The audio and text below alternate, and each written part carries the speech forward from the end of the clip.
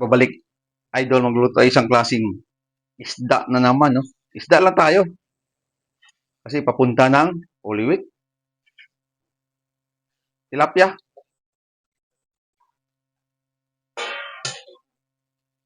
laurel, luya, bawang, sibuyas, cracked black pepper, oil, lagay tayo. Siguro may idea na kayo kung ano yung niluluto natin. Rock salt, kunting suka. Ito ay napakadali at gasgas na yung pagluluto ng ganito, no? Pero ganito ang isang diskarte ko.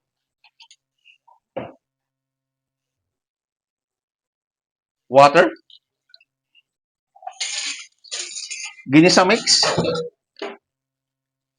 isang sachet, cracked black pepper, lagay ulit tayo.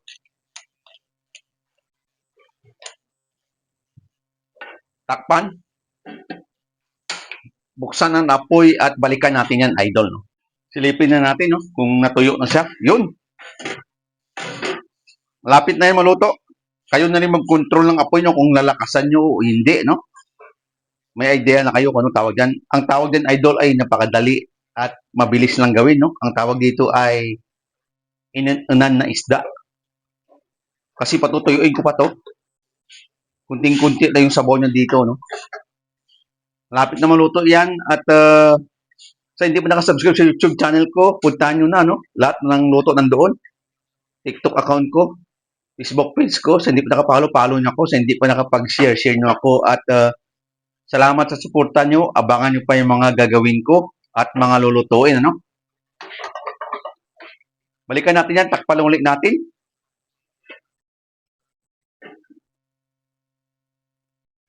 Yun, silipin ulit natin. At ito na yung kinalbasan, no? Tuyong-tuyo na siya. Ibig sabihin, luto na siya kasi mayroon ng marking dito.